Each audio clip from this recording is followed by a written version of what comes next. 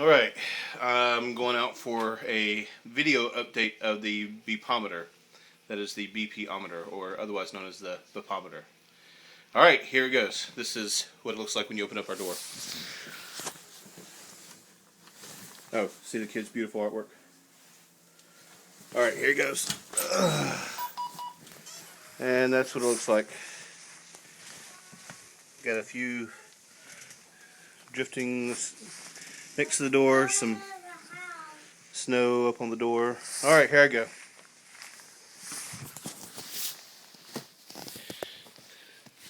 Here's our van. There's our mailbox.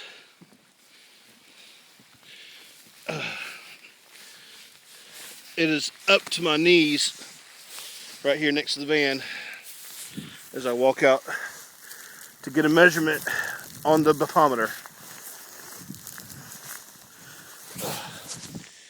See, right there to my knees. It's pretty difficult to walk in. Yeah. Alright. So here's our 24-inch 2 feet line. So 23, 22, 21, 20.